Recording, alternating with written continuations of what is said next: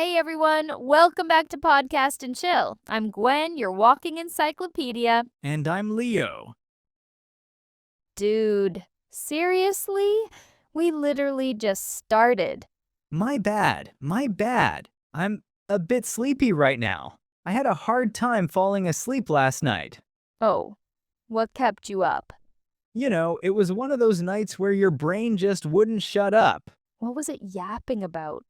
Every single thing, but more like negative. It felt like I had a rerun of all those embarrassing moments in my life in one sitting. Oh, yeah, I know what you mean.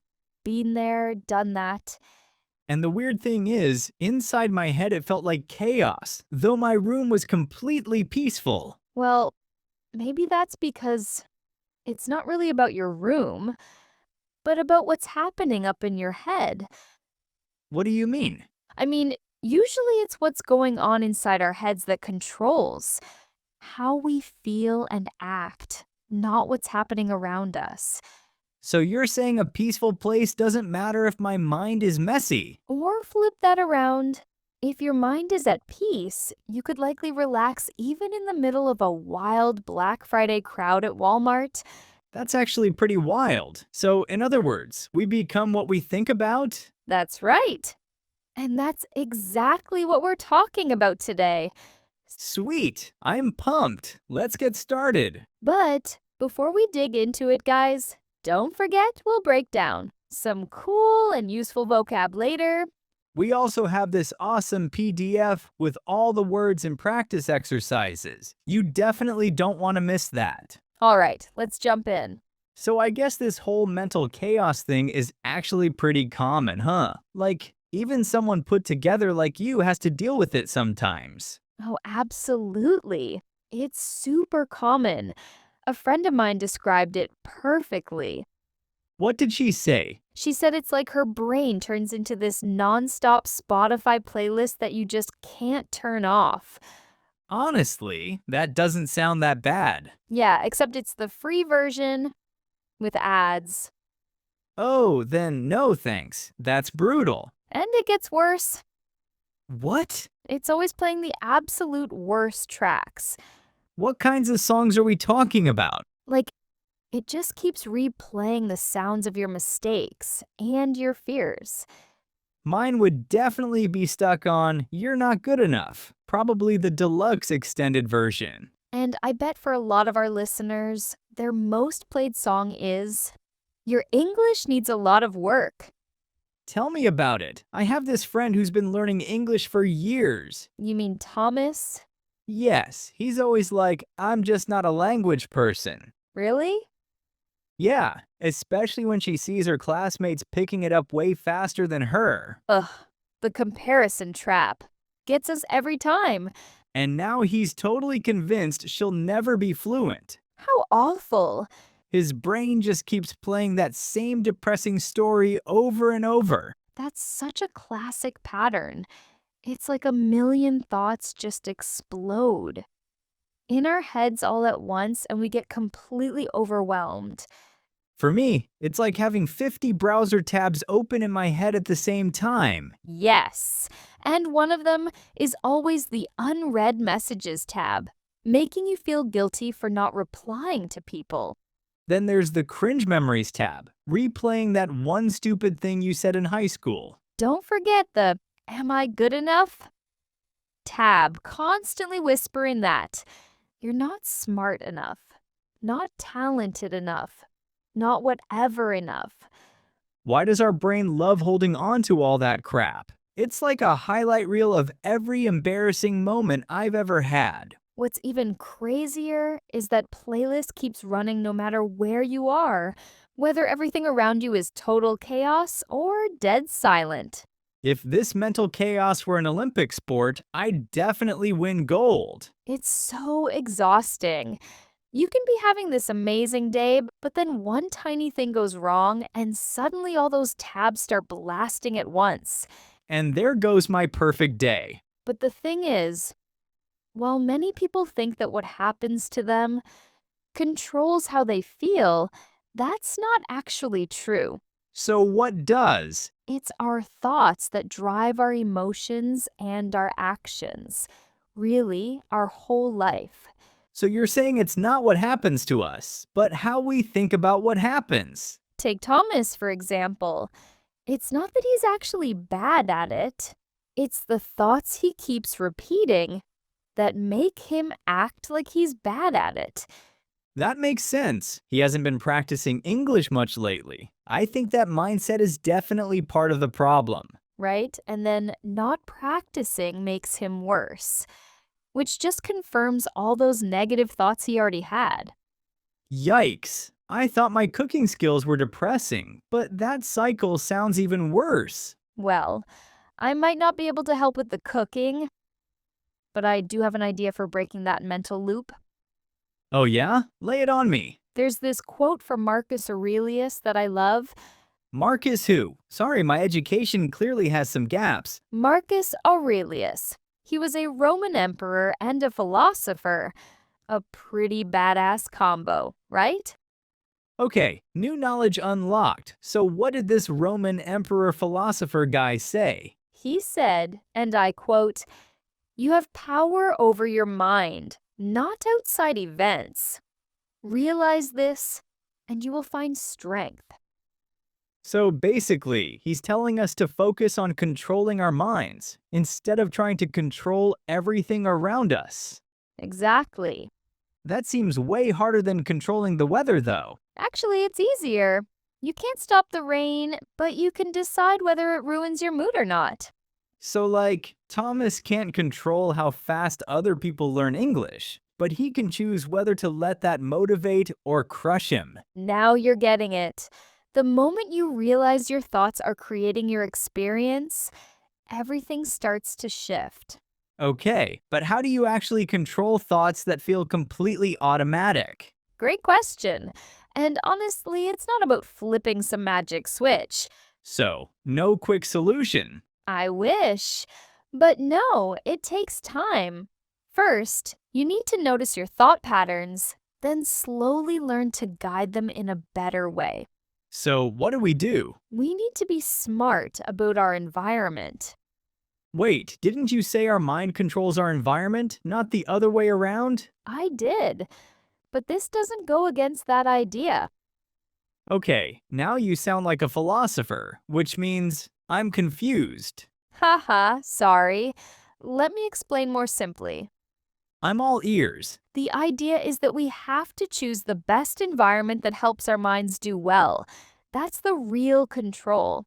So, we need to be smart about choosing our environment? Yep.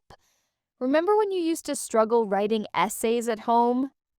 Oh, yeah, I'd get so distracted. What distracted you? My bed was right there. Netflix was calling me, and I just couldn't focus. And what did you do to get rid of those distractions? I had to go to coffee shops or the library to get anything done. Why did you choose those places? I don't know, I just felt like I could focus better there. Right? Some people might say Leo should be able to focus anywhere. I used to say that about myself, actually. But the point is, you noticed where your brain works better and chose to go there. So, Think of it. You didn't just stay at home and hope to focus. You changed your environment to help your brain. You took control of the situation. I see. So even when my willpower was falling apart, It's not about using willpower all the time, Leo. It's about making smart choices. that actually makes me feel better. I used to think I was weak. Not weak at all. You were doing the right thing. You just didn't realize it. Cool. And hey, if I can do it, so can our listeners. Totally. Hey everyone, have you ever changed your environment to help your mind or focus better? Good question. Maybe you study English better in a cafe or feel more confident in a certain place. Tell us in the comments. Having said that, how do we get better at this whole thing? Simple. We need to ask better questions. What kind of questions? When you couldn't focus at home, what did you usually ask yourself? Probably something like, what's wrong with me? Why am I so freaking lazy? I knew it. That question assumes you're broken and need fixing. Aren't I though? No, you're not. You're not a broken appliance that needs repair. So what should I ask instead? Instead, you can ask, what does my mind need to focus better That feels kinder. and more helpful? The first question says something is wrong with you. The second one helps you find a solution. Yeah, that's true. So instead of fighting against your thoughts, you just work with them. But my thoughts are all over the place. It's like working with a noisy coworker. I get that. But think of your mind like water. You can't stop it, but you can guide it.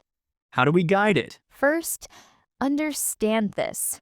Your thoughts affect your actions, and your actions shape your life.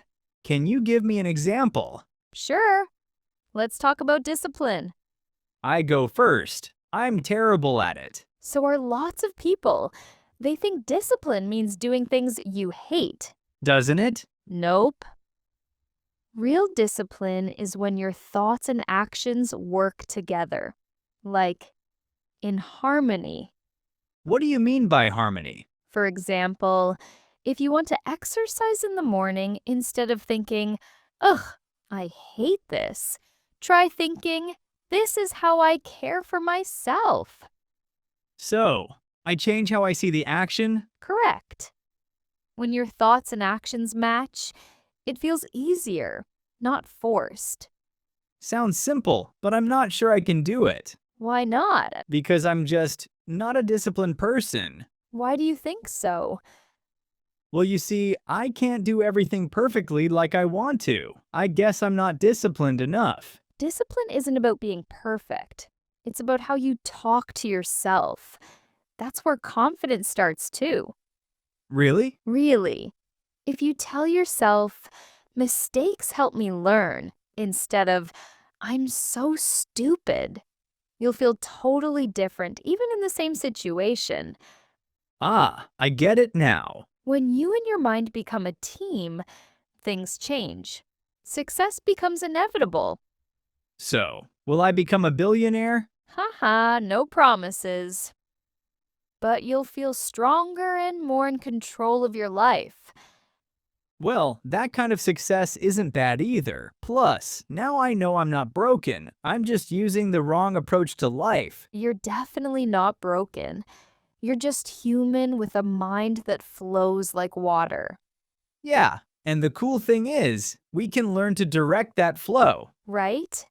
We can start shaping our thought flows right now. For our listeners who are learning English out there, instead of thinking, I'll never be fluent in English, you can think, I'm getting better every day. Or if you want to start working out, instead of thinking, this is going to feel awful, you can think, this is how I show love to my body. Or instead of, I'm a terrible cook, try every meal I make is a chance to learn something new in the kitchen. Ha, you're picking this skill up real fast, Leo. Hope our audience is too. Now, as promised, here comes some of the most useful vocabulary from our conversation today. But before we dive into that, let's all stand up, do some stretches, and grab a glass of water. Yes, that'll help your brain stay happy and ready to learn. All right, Gwen, I think it's time to go over some key vocabulary from our talk today. First, put together. It describes someone who looks neat, organized, and in control. For example, she always looks so put together, even on busy mornings. Second, turn off. It means to switch something off or stop it from running. For example, don't forget to turn off the lights before you leave. Third, pick something up. It means to learn something casually or without formal instruction. For example, I picked up a few words in French while traveling. Fourth, overwhelmed. It means feeling like there's too much to handle physically, mentally, or emotionally. For example, I was so overwhelmed with work that I forgot to eat lunch.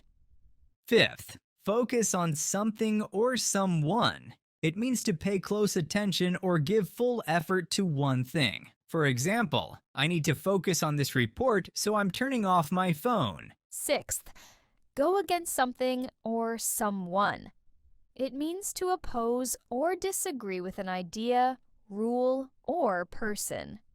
For example, she went against her parents' wishes and became an artist. Seventh, get rid of something or someone. It means to remove or eliminate something you don't want or need. For example, we need to get rid of this old couch. It's falling apart. And finally, be all over the place. It means to be disorganized. For example, his thoughts were all over the place during the speech. So guys, keep in mind that our mind is a garden. A garden? Yep. You plant small seeds of better thoughts, water them a little each day, and slowly things start to grow.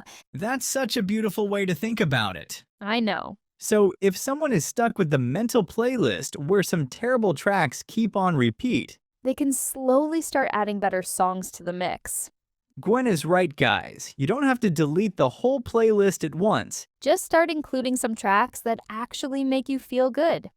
Yep, maybe tomorrow. Instead of thinking, I'm terrible at English, you can just notice that thought and think. Okay, that's just my mind being dramatic again. And that's already a huge step, isn't it? Absolutely.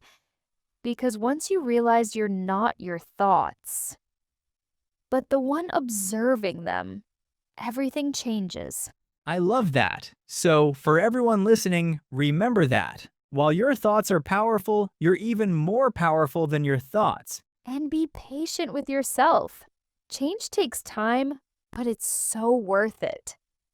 Don't forget to download that free PDF we mentioned earlier. It has everything. That's right. It includes all the new words from the episode, along with exercises to help you master them. Thanks for hanging out with us today, everyone. Catch you in the next episode of Podcast and Chill. And in the meantime, remember, you become what you think. So think good thoughts.